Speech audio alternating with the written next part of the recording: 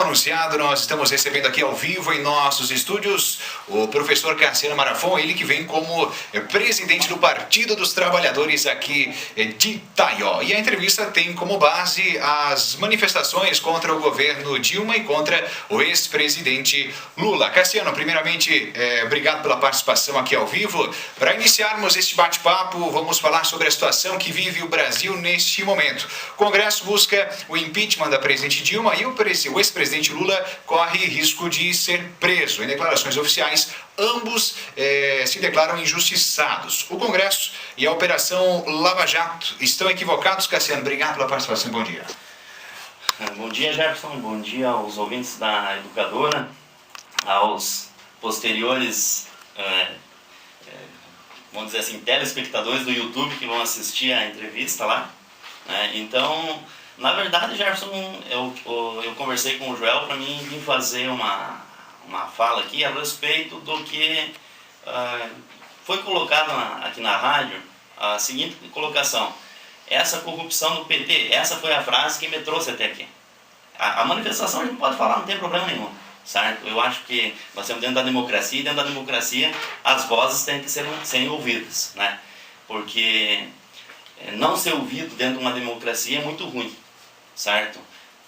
Tem favoráveis, tem contrários, e eu acho que está dentro da democracia isso aí, certo? Então, assim, essa frase me incomodou, certo? Eu, quanto filiado ao Partido dos Trabalhadores, né, tenho um nome relacionado dentro da cidade com o Partido dos Trabalhadores, que tem uma visão pro trabalhador, certo? Não tenho a visão da parte empresarial, eu tenho a visão aonde atinge o trabalhador. Sempre a minha posição sempre vai vir da parte do trabalhador, certo? Não vou desconsiderar a situação do empresário, que é o gerador de emprego, certo? Eu acho que temos que ter ambos os casos, né? E eu acho que o respeito dentro da democracia é fundamental, certo? Então, essa frase que foi pronunciada aqui, a corrupção do PT foi que me incomodou, certo? Porque eu, como 1.400.000 filiados no Brasil inteiro, no Partido dos Trabalhadores, como qualquer outro partido, existe a corrupção dentro do partido. Não é a corrupção do partido exclusivamente, é a corrupção das pessoas que frequentam. Eu até ontem à noite, eu fui fazer uma pesquisa assim rapidinho aqui em Santa Catarina. Aqui em Santa Catarina, do que tem de operação a respeito de corrupção dentro do estado de Santa Catarina, que a gente não vê. E eu até cobro de vocês de vez em quando, aconteceu tal coisa, certo? Por que vocês não publicam? Certo? Porque assim, você caça um prefeito, se é do PT, aparece lá, do PT. Quando é do outro partido, não aparece. Não aparece. Certo? Então, assim, essas coisas que me incomodam, eu não tenho problema de colocar lá que é do PT. Tem que colocar, não. O cara fez a coisa que não presta, coloca lá. Certo? O Lula tem coisa para pagar, que pague. Ele tem que ser enquadrado dentro da lei. Agora também não pode ser extrapolado a lei. E eu vou trazer alguns casos aqui, a gente vai falar sobre essa extrapolação aí. Inclusive do branco. Certo? Tem a questão, eu já vi, certo? E vamos falar, não tem problema. Eu não tenho problema nenhum. Porque primeiro que eu não tenho rabo preso com ninguém. Nem com o partido, nem com nenhuma pessoa. Eu, graças a Deus, eu tenho um princípio que me custa caro. Que é falar com a minha boca. Certo? Aí depois, dentro do partido, dentro da sociedade, eu converso com qualquer um sem problema e me acerto. Olha, tem um monte de gente que a gente conversa um monte no Facebook. As pessoas já aprenderam até a me respeitar, certo? Porque eu já fui xingado bastante, né, Jorge? Então, assim, o que acontece? Da onde que vem a corrupção? A corrupção vem das pessoas, certo? Porque a pessoa é muito fácil, quando você engloba, faz a política, como o Cortella falou, a política é o quê? É você se relacionar num grupo de pessoas, certo? E essa política, essa é a política. E no termo dos antigos lá, quem não fazia a política, quem não se relacionava com as outras pessoas, que não fazia essa parte social, eram os idiotas, certo? Tá aí na internet, pode procurar o Cortella que vai estar lá, certo? Eu quero fazer política, a política de verdade, sem dinheiro, vamos fazer política no plano, certo? O que nós vamos fazer, de que forma que vamos fazer e quando vamos fazer, certo? Então, para mim, a corrupção onde que nasce? Na campanha eleitoral, é aí que nasce, certo? Aqui eu quero, para começar a falar das questões, tem que registrar uma coisa muito interessante, certo? E eu vou registrar aqui em nome do pessoal, que nem tem em Itaió, tem 5, 6 deputados federais, certo? Que é o único partido que tem representatividade na Câmara Federal que não está citado na Operação Lava Jato. Os demais, todos. Quer dizer o quê? O único partido que pode dizer assim, nós temos uma bandeira da ética, é o PSOL. Os demais, infelizmente, não têm essa capacidade e essa prerrogativa de dizer que não tem corrupção dentro do seu partido. No PT tem, no PMDB tem, no PP, no PR, todos os P, menos o pessoal que tem representatividade. Ainda tem o PCB, o PSTU e o PCO que não tem representatividade na Câmara, que não estão citados no Lava Jato. Os demais partidos todos, certo? Então o que quer dizer? A questão da corrupção da pessoa, certo? Eu vou citar aqui alguns casos. Prefeito de Tangará, do PSD, preso. Tá, nesse momento ele está preso. Prefeito de Lages não está mais preso, mas foi preso do PMDB. Prefeito de Santa Cecília está preso, certo? Nesse momento ele está preso também. Vice-prefeito de Itapema, do PMDB, também preso. Não sei se está preso ainda, certo? Operação Garopa, é o que pegou ele. Operação Parada Obrigatória da Câmara de Vereadores em Itajaí. Muitos presos, certo? Muitos presos. Vários partidos, o maior número é do PP. Vamos continuando. Escândalo das multas, prefeitos e vereadores de Penha, certo? PSDB. Eu estou citando pessoas, não estou citando partido, estou citando pessoas que fazem parte do partido, que são as pessoas que têm que tirar da política. Essas pessoas, independentes, você tem algo errado no PT, vão tirar fora, certo? Vamos lá, ele foi acusado, assim que ele for condenado, pronto, tem que tirar. Deputado Marcos Tebaldi, condenado por improbidade administrativa, está aí disputando a eleição do PSDB, certo? Operação Moeda Verde, Florianópolis, vários partidos e muitos empresários que tiram proveito da cidade turística. Operação Fundo do Poço, deputado do PMDB e empresários, certo? Operação Ave de Rapina, empresariados e pessoas do PSD. Operação Tapete Negro, prefeito do PSD, que na época era do DEM, atual secretário de saúde do estado de Santa Catarina, gozando de foro privilegiado, que a operação não anda, certo? Inclusive o deputado fez 600 e poucos votos em Itaió, certo? Operação Tapete Negro, Operação Lava Jato, certo? 32, o maior, vou só citar o maior número de políticos envolvidos, 32 do PP, certo? Inclusive o único político de Santa Catarina é um do PP e está nomeado secretário de Estado em Roraima para gozar do foro privilegiado. Mas ninguém fala. Certo? Está lá, senão estaria em Curitiba a ação dele. Está em Brasília também no STF. Operação Patrola. Superfaturamento em reformas de máquinas no meio oeste. 5 prefeituras envolvidas. Logicamente, reforma, prefeitura e, de novo, o empresariado, certo? Então, não estou dizendo que o empresariado entendeu? Tem aqueles que são. Assim como nos políticos nós temos lá, eu vou dizer, hoje vou dar uma boa de uma, né? 20% talvez a gente aproveite, mas vou ser bom, mais bom no último, assim, tá? Então, Operação Resposta Certa, né? 8 municípios envolvidos, concurso público e superfaturamento em licitação. Campos Novos, Ibiam, Videira, Erval do Oeste, Luzerna, Chapecó e Xanxerê. Certo? Essa é uma corrupção do dia a dia. Certo? Então um colega meu foi protestar em Campos Novos e disse, mas teve alguém que levou uma placa lá da Operação Fundo do Poço exigindo a punição da corrupção daquilo ali? Ou a corrupção é só dos outros? Aqui no canto de casa não faz diferença. Certo? Então, ele não gostou muito, né? Logicamente. Agora, tem outro tipo de corrupção, que é a corrupção institucionalizada, que aí também vem das campanhas eleitorais, certo? Vem das campanhas eleitorais. Esse ano, Santa Catarina está renunciando 5 bilhões e meio.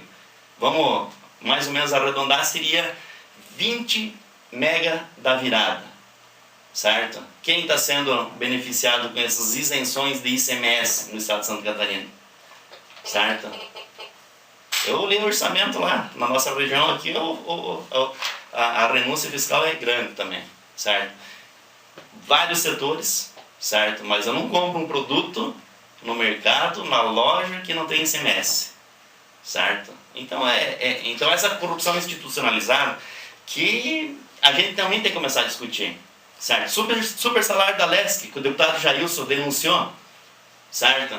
Deputado, ex-deputado, presidente de federação de futebol, certo?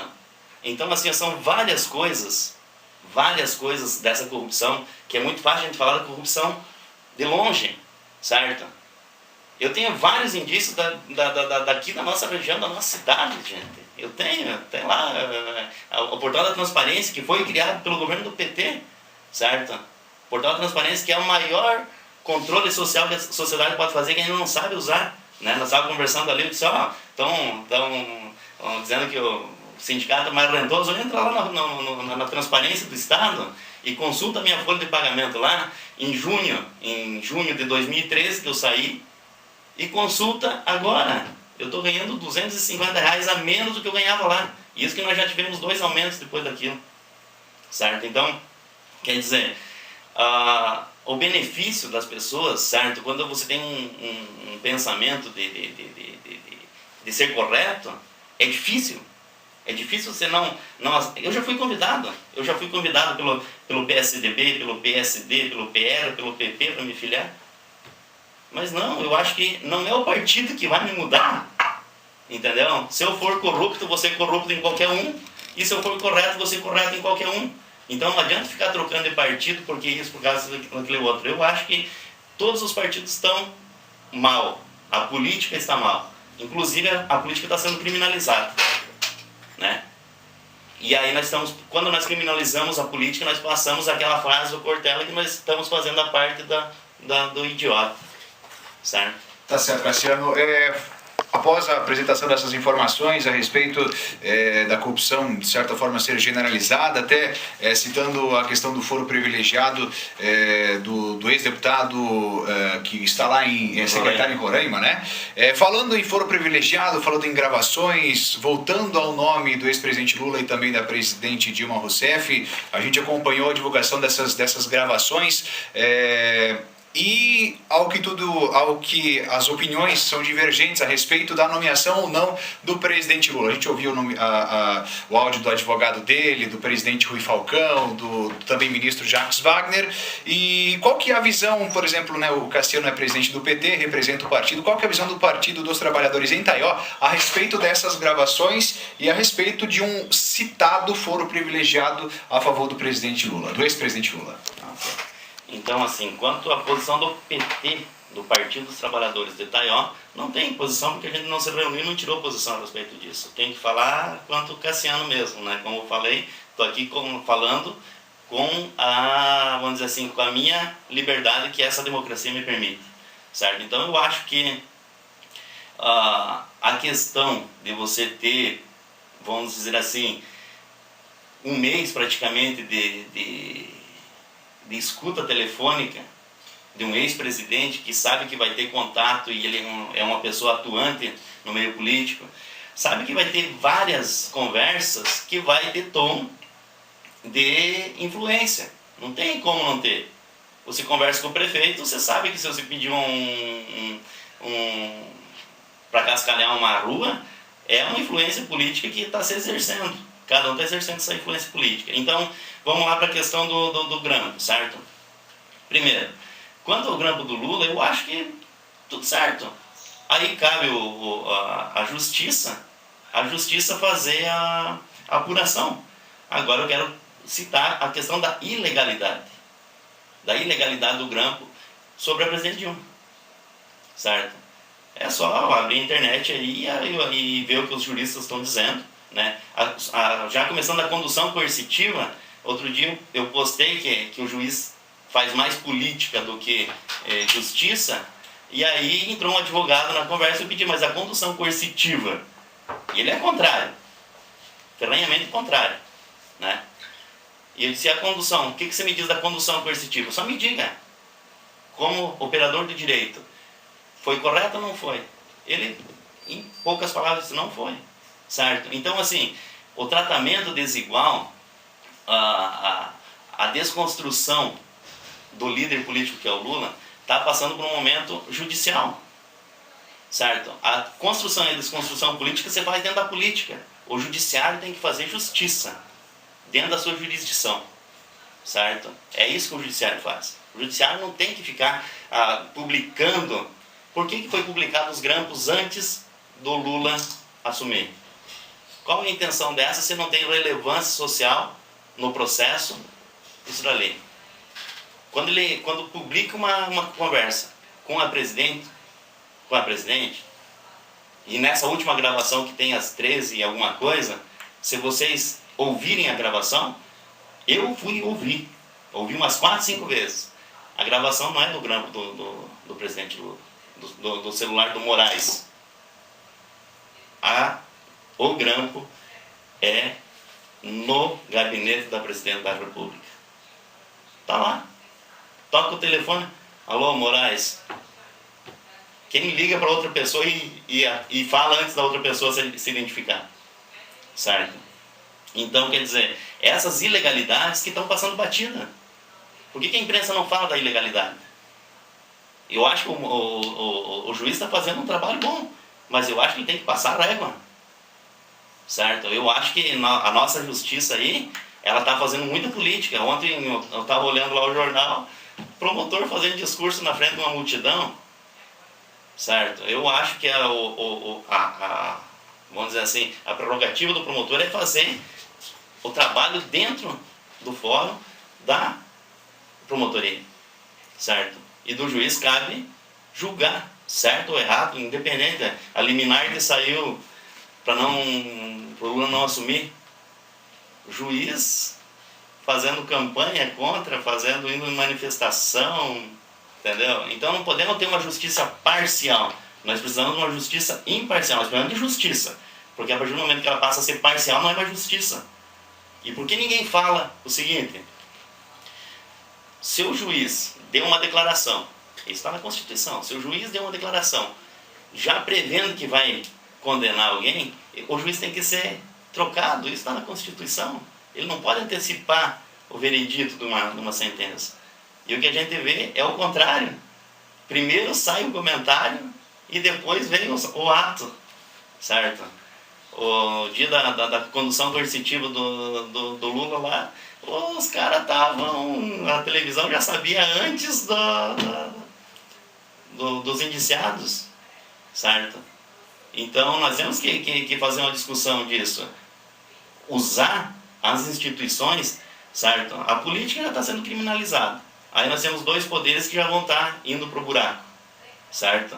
Eu vim aqui incitar pro pessoal que tem simpatia, não tem poucos, né? Não tem poucos, que tem simpatia pelo Partido dos Trabalhadores a fazer enfrentamento. Não vamos, gente, não vamos. Eu acho que dentro da democracia, quem quer manifestar contra vai, quem quer manifestar a favor vai, e pronto. Aí o pessoal, criança passando na rua, os caras batendo porque diz que não concorda com eles, isso é fascismo. Não aceitar a democracia é fascismo. E daqui a pouco nós vamos entrar na fase do nazismo, certo? Porque tá próximo já. Quando o cara diz assim, porque a corrupção do PT, e não é nenhuma coisa muito longe, os caras dizem assim, o PT nos rouba. Mesma coisa que os nazistas fizeram. Os judeus nos roubam. Certo? E aí nós entramos num período perigoso. Certo? Porque daqui a pouco eu vou sair na rua e vou ser ladrão, pô. Entendeu? E aí você pega as conversas de um... Pega meu telefone e me grampeia pra te ver. Eu falo um monte de besteira quando eu falo com vocês aqui, né? Aqui a gente vai falar de uma maneira, que nós estávamos conversando aqui fora, a gente vai dizer outras besteiras no telefone, se eu tenho mais intimidade ainda, né? A gente fala muitos palavrões, etc e tal, né? E para ver, nessa gravação que tem da presidente Dilma com o Lula, fica provado lá aquela famosa frase lá do processo, enfim, no determinado lugar. E ele veio depois, isso não foi o processo, gente, foi do acervo que ele ganhou, ganho de presente e coisa. O Fernando Henrique tem, o Collor está mofando o acervo dele. A Dilma já não sabe nem o que vai fazer com o acervo de presentes que ganha, e o que acontece? as pessoas vão lá criminalizar ele porque tem o acervo, certo? Eu acho que nós temos aí os ex-governadores que têm pensão vitalícia e também tem seus acervos de governador e isso tem que ser exposto em museu, certo? Eu não sei como é que está o tempo.